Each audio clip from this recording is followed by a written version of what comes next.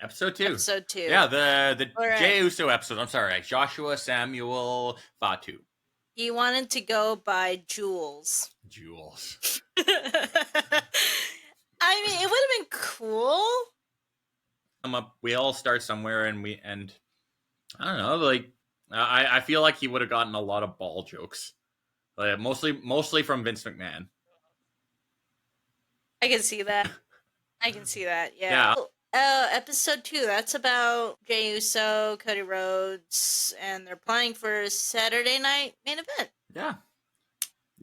They planned the pile driver. They planned everything.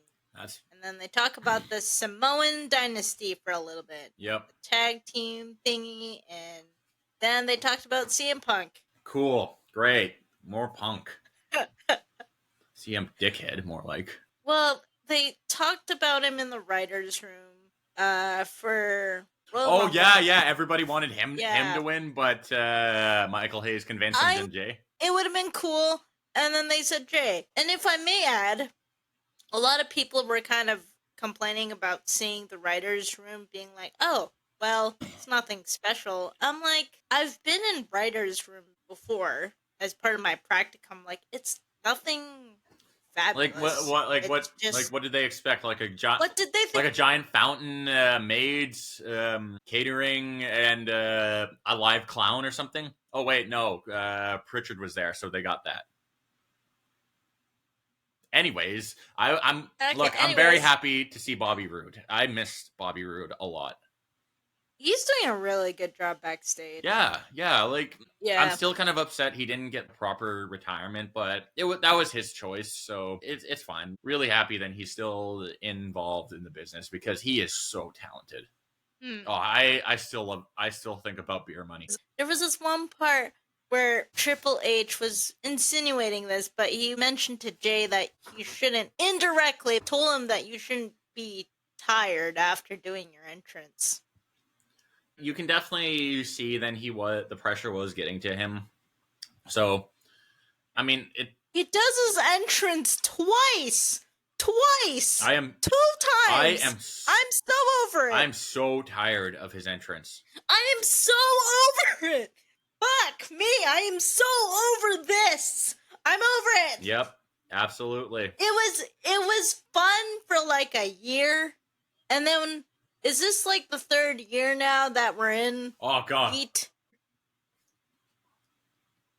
want to run it back again? Let's run it back again. Oh, fucking We'll see if he's at SmackDown, and if I do this, then I'm a hypocrite. At War Games, it was so infectious. You couldn't not do it. Because we were with other people. The energy was so good. I mean, we had to stand up and do this for like 2 minutes. 2 minutes! God. But he shouldn't be gassed after his entrance, because I could see it too from Jane. We saw it in the writer's room that people were concerned that he's starting to slip up a little bit, and can he like bring it up to the plate, which totally get it. And I asked my dad too, was he a fan of his title reign? And my dad straight up said no. But he did it for The Rock. Can we not talk about The Rock? Oh my god. Okay, all right. Okay. You have to put him in the thumbnail now. Fine. Fine. You're giving me ideas. For The Rock. For The Rock. Oh, God. Okay. Anyway.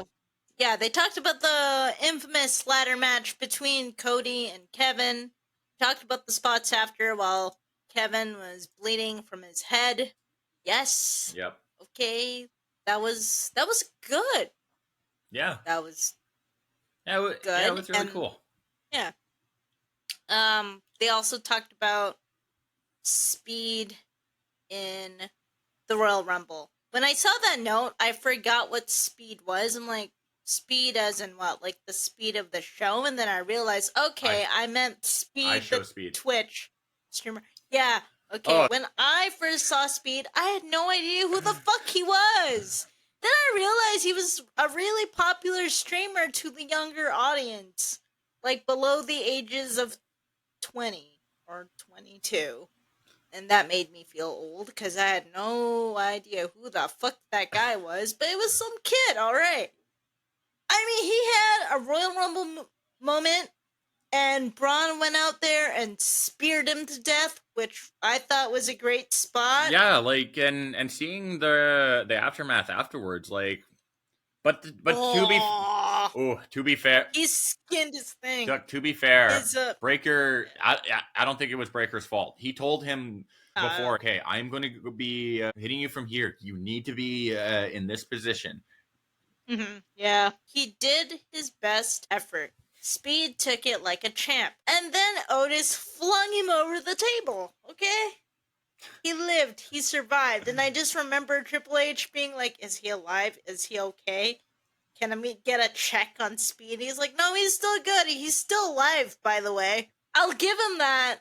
I didn't know the kid, but he did a great job. A moment that people still talk about, and WWE is all about moments. That was so many views. IShowSpeed is a very big popular Twitch streamer. Yeah. And not even on Twitch, like YouTube and everything like that. That guy has reach. And not to mention, that kid was pretty athletic. I would rather have the greatest Royal Rumble of nothing but IShowSpeeds than ever hear the name Travis Scott again. Okay, fair enough. Fair enough. And you know what? Jelly Roll did more than Travis Scott.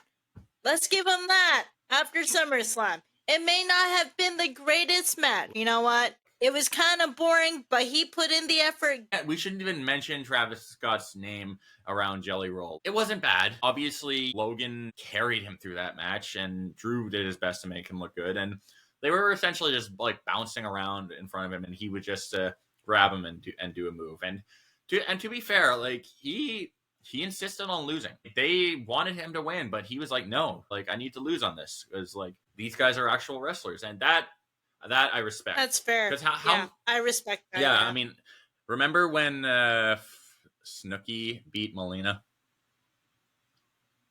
Wait, no, not Melina. Fuck, who was it? I'll put the answer on screen right now, but oh god.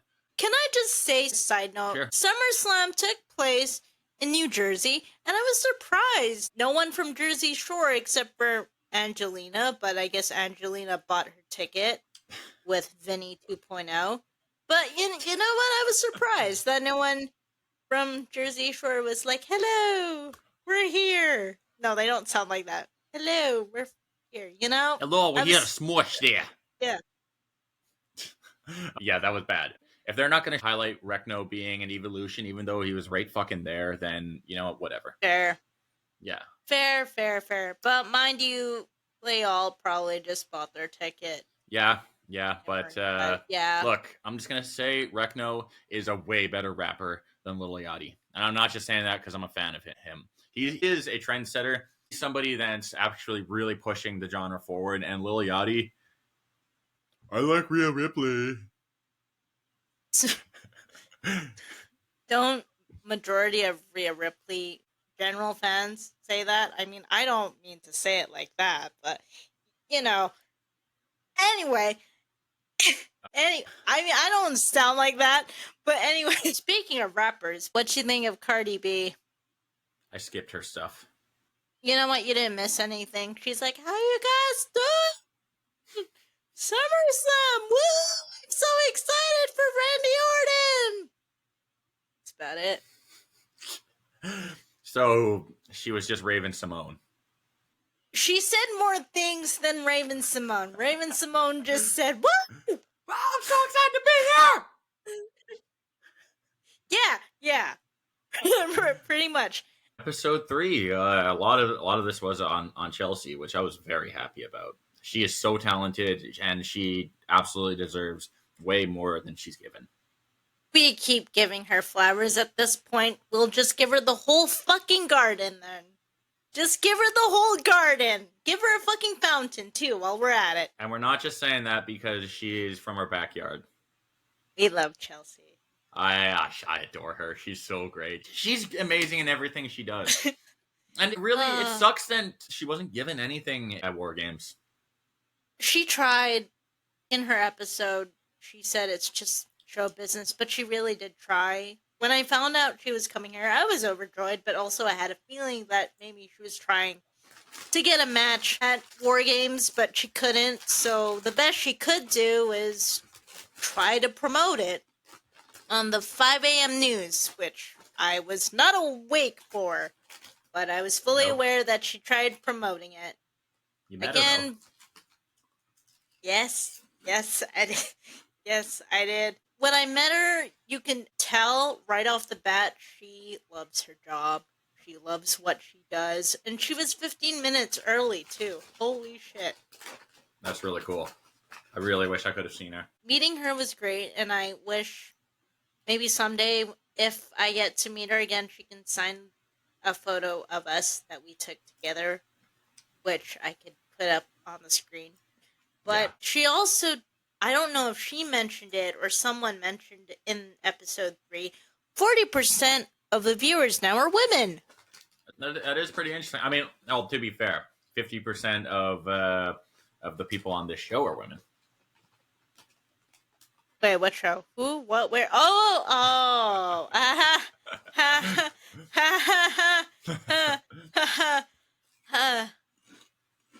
No.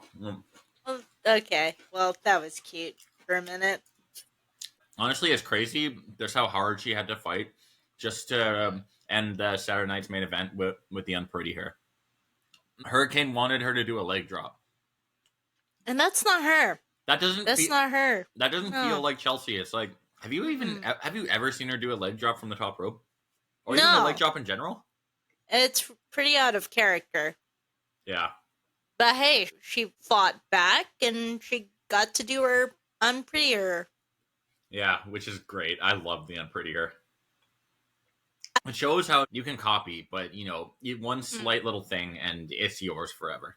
Because it's like the Unpretty Her or the Kill Switch is so much different from the Unpretty Her. You can tell it's like if you do she made it her own. Yeah, if you do it like Christian, you're just gonna think of Christian. Yeah. Yeah, but really glad that Vancouver got such a highlight in that episode too. Yeah. I don't see me, but we're there in the building.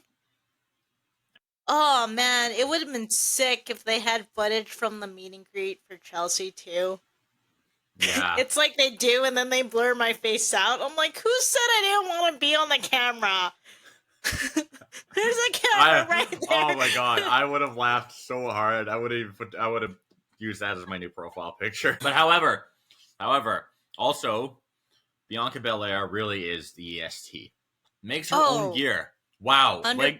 You didn't know that? Not only is she incredibly strong, athletic, and she can cut a promo, but she's talented. She is so talented. They got a lot of really incredible wrestlers on that whole roster. Speaking of that, Chelsea Green has a great work ethic. Some points that I got from what she said is, take what you're given and just run with it. Never saying no to an opportunity. For someone to win, someone has to lose. I agree on everything she said. Because at the end of the day, you're either given 1 minute, 2 minutes, or 30 seconds. Just give it your 100. Not gonna lie though, it would have been absolutely amazing if they're 29 or 28 were fighting and they both got eliminated, and then Chelsea walked out and just won by default. That would have been amazing. Now that would have been an ending that people would have talked about. Oh. But who would she go after? Nobody. She would automatically win. I don't think they're that generous with her, but hey, she's a fan favorite. We've given her the entire garden. And we're going to keep giving it to her. She finally got her U.S. title. Which it really is being undone right as we speak. By Julia and that chick that started coming out with her randomly. See, you told me her name on this episode, and I already forgot. Kiana James. Kiana James? Yeah. Okay. All right. Well. You're going to forget it again. I'm going to forget it again. Speaking of forgetting. We haven't forgotten about Charlotte Flair's knee surgery. Can't forget that. I felt so bad. I get it. People don't like her for multiple reasons, but you have to admit she's a legit athlete. I get it. She's a Nepo baby, but she can put in the work. I'm very happy that she's getting cheered now. And, it seems like she's having a lot of fun with Alexa. By the way, she's a lot happier. Really enjoyed that match. Like, it wasn't the best match on the card, but when Alexa accidentally hit Charlotte. Oh. I like them. They didn't just fold because of that. It wasn't the tag team we were expecting, but we didn't know we wanted this. So. Yeah. And, having Charlotte half interested holding pom-poms. Yay. Whoa. Relatable. Charlotte, she talked about herself and her championship career and her brother's passing, which I've all read from her article thingy. But yeah. Damn. And she missed WrestleMania 40 too. I really enjoyed the editing a lot. Yeah. I like how it emphasized just how important stuff like camera angles are. It was very well done. I really love that. So that's my 2 cents there. And then we saw Charlotte win, and then her backstage, which according to some people, oh, that part's scripted. They just clapped for her because that's scripted. They're not really happy that she's back. They were just told to clap for her backstage. WWE pumps out a lot of content, a lot of shows. I don't watch every single show. Okay. I tried to watch Raw and NXT and SmackDown, and that completely depleted me. Okay, hold on. We got Raw, we got NXT, we have SmackDown, we got the PLEs, we got Unreal, we got LFG, we got Evolve, we got Speed. Let's not add Unreal to the list. That's a I would say it is WWE, it is wrestling, but I would not connect it to the actual product. You know what I mean? But I'm sure there's some I'm missing. But if you count partnerships, you now have TNA and their PLEs and AAA, you got AAA and AAA, yeah. And which, by the way, both the world title holders of TNA are in the hands of WWE Developmental, and the World Tag Team Championships. And people still want to complain. Losers. And people still want to complain. Look, I understand why they're doing it, because you have these titles on these huge names, and it's going to put more names on the product. But I think a lot of people are over Trick Williams being the TNA World Champion, and now you got the NXT Women's Champion as a Knockouts Champion, and I love Legado del Fantasma. I think Los Garza are an incredible tag team, and they deserve better. But they were freaking jobbers when they were just in WWE, and now they're just like, yeah, you're right. Now, like, the oh most my popular... god, remember their gimmick with the kiss cam? I was around for that briefly, but remember that where it was like a kiss cam for them, and they would just remember that with the Great Khali. No. This was still Vince era 2021, 2022, and they were like, I don't know, they were supposed to be suave and shit, and they would pick a random chick from the audience and do a whole kiss cam thing. No, I don't remember that. Exactly. But I do, for some reason. These guys, they were complete jobbers with WWE, and now they beat Psycho Clown and Mr. Iguana. Mr. Iguana. Oh, man, they're such a fun tag, though. My first introduction to AAA was when they did, was it before Money in the Bank? Because that was Worlds great. Collide? Oh, yeah, Worlds Collide was fun. I loved it. My dad liked it a lot. It was great. I loved Worlds Collide.